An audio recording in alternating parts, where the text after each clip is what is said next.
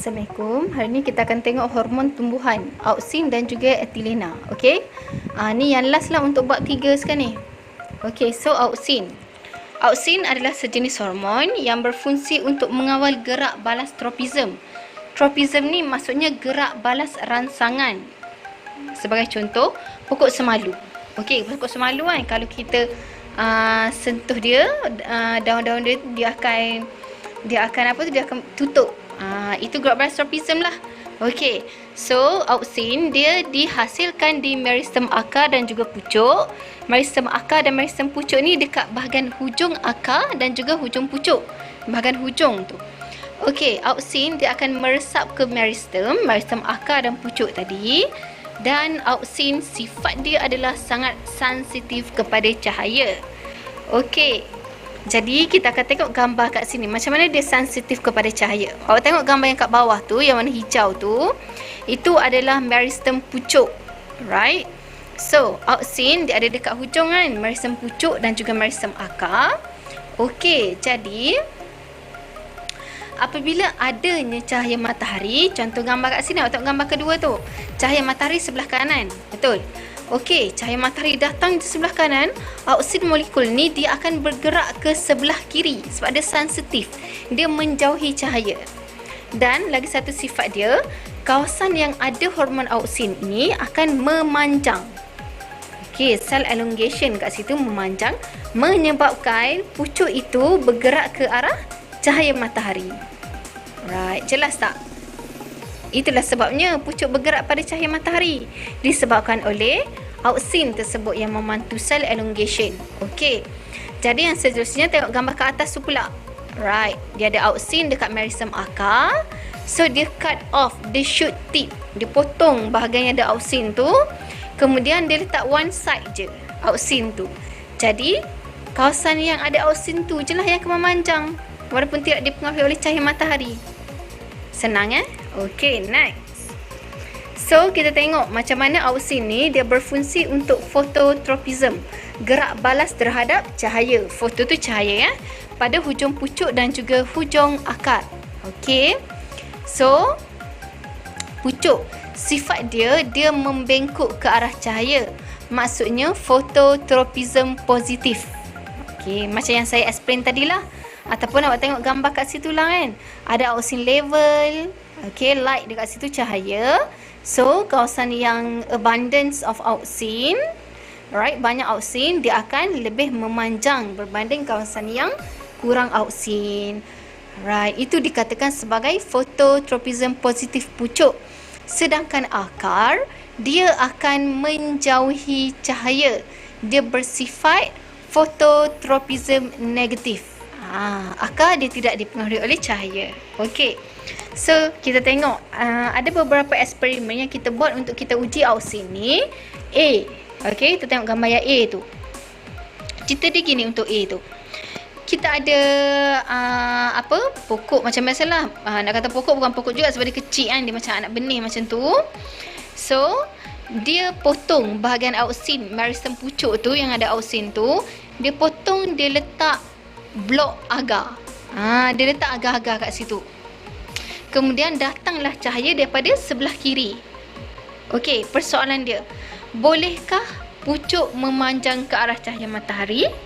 Boleh ataupun tak?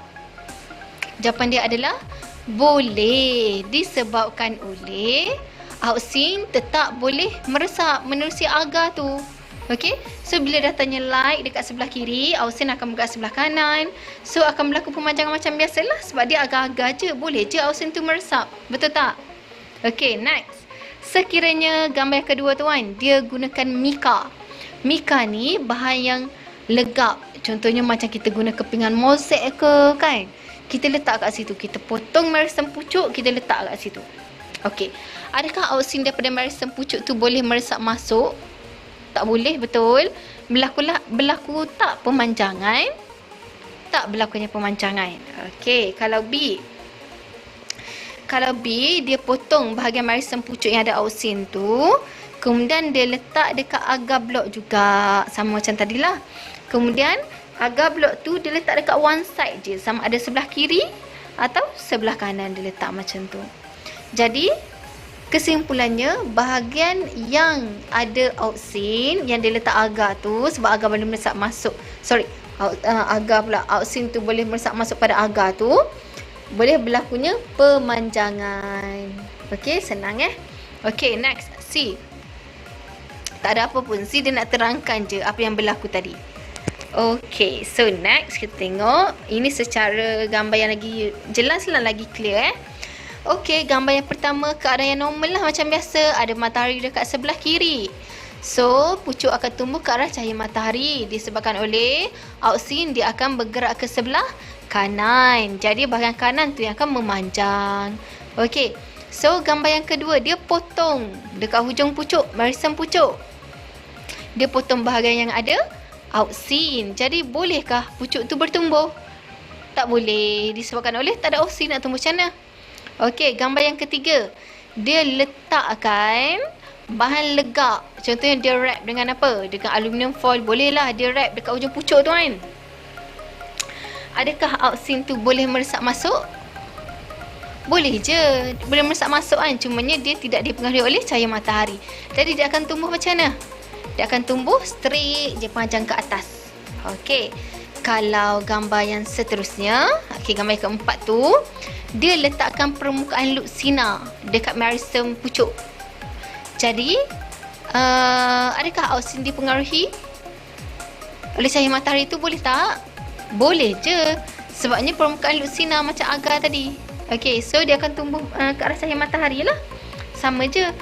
Okey, so gambar yang last, dia wrapkan wrapper tu dekat bahagian tengah. Ada kaitan tak dengan auxin yang dekat merisem pucuk tu? Tak ada kaitan kan? Dia tak kacau auxin kan? So, pucuk tu boleh bertumbuh macam biasa je ke arah cahaya matahari. Okey, senang Alright, next. Tadi kita dah tengok phototropism, macam mana cahaya mempengaruhi dia. Sekarang ni kita akan tengok geotropism pada hujung pucuk dan juga hujung akar. Okey. So, untuk geotropism, pucuk tumbuh ke atas menjauhi tarikan graviti. Geotropism negatif. Gitu. Okey, ingat pucuk phototropism positif tapi dia geotropism negatif. Akar tumbuh ke bawah arah tarikan graviti. Geotropism positif. Dan akar sifat dia adalah geotropism positif. Okey, dia positif dengan tarikan graviti tapi dia negatif pada phototropism tadi. Ingat lagi slide yang sebelum tu. Okey, konsep dia macam ni. Kalau dekat akar dia lain sikit. Kalau dekat pucuk tadi, bahagian yang ada auxin akan memanjang kan. Tapi kalau akar, bahagian yang ada auxin akan inhibit pemanjangan tu. Maksudnya bahagian ada auxin tak panjang. Bahagian yang tak ada auxin akan panjang. Itu dekat akar. Okey, kita tengok gambar warna yellow tu. Warna kuning awak tengok.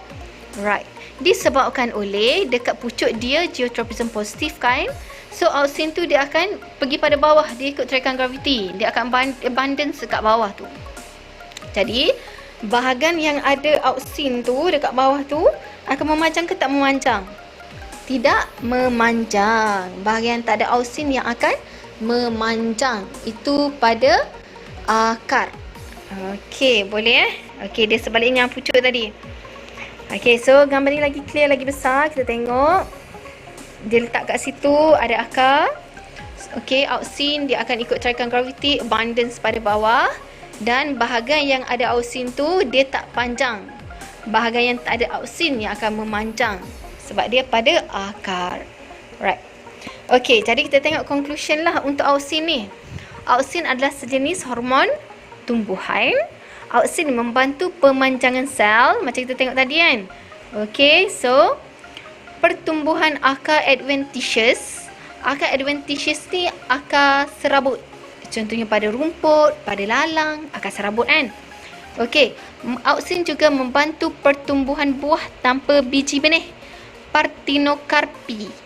Okey, buah tanpa persenyawaan. Buah partenokarpi, buah yang terhasil tanpa persenyawaan. Buah tu tanpa biji benih. Contohnya macam anggur yang tanpa biji, macam tu. Okey. So next, untuk racun rumpai, pembentukan tumbuhan yang rendah dan rimbun, dia membantu Okey, merangsang pertumbuhan tanaman. Okey, itulah sumbangan hormon auxin. So, kita tengok yang kedua, iaitu hormon etilina, hormon ethylene. Okey, kalau auksin tadi hormon, etilina dia adalah sejenis gas. Alright. Etilina ini akan membantu pemasakan buah. Kalau auksin tadi dia lebih pada pemanjangan kan? Kalau ethylene dia lebih kepada pemasakan buah. Right? So, etilina adalah sejenis gas yang mengandungi selulosa. Right? Yang mengandungi selulosa. Okey. Selulosa pada etilina ni dia akan memecahkan selulosa pada buah, menyebabkan buah tu lagi lembut. Buah yang masak dengan buah yang putih kan, yang mana satu lagi lembut? Of course lah buah yang masak. Okay, so itulah fungsi etilina. Alright. Dan etilina ni disebabkan dia wujud je sebagai gas. Contohnya macam ni kelas, sekiranya macam buah pisang kan, kalau buah pisang, kita nak ambil buah pisang daripada tandan dia lah. Kita tunggu satu tandan tu masak ke? Tak kan? Kita akan ambil je kalau ada sebiji atau 2 biji yang dah masak. Sebiji 2 biji masak, kita boleh ambil. Tak ada masalah. Sebab sebiji 2 biji tu yang mengandungi gas etilina akan membantu yang biji-biji yang seterusnya untuk masak. Itu konsep dia. Ataupun kita boleh juga guna konsep macam ni. Macam buah mangga kan? Okey, buah mangga kalau dia masak sikit je, maksudnya baru sikit je daripada sebiji buah mangga yang besar tu, baru sikit je yang warna kuning, kita dah boleh ambil dah, tak ada masalah. Disebabkan oleh etilina pada yang sikit tu, dia akan tersebar pada seluruh buah tu. Kalau macam orang dulu kan, dia akan ambil buah yang nak masak, yang hampir masak tu, kuning sikit-sikit tu, dia masukkan dalam tong beras, dia simpan je kat situ. Okey, nanti tak lama pun, kejap je buah tu akan masak satu keseluruhan tu. Disebabkan oleh etilina tu, dia dah termampat kat dalam bekas beras tu kan. So dia akan cepat bantu untuk cepatkan pemasakan buah tu. Okey, tu seolah-olah macam peram lah, buah tu kita peram. Alright. Okey, so lagi satu saya nak sentuh pasal gibberellin. Yang ni pun selalu juga ditanya ni. Gibberellin ni dia produce in the root growing tips. Okay. Alright. Stimulate canopy growth. Dia membantu pertumbuhan pokok secara kanopi. Maksudnya pertumbuhan pokok yang lagi rimbun. Alright. Okay, boleh apa kita belajar hari ni?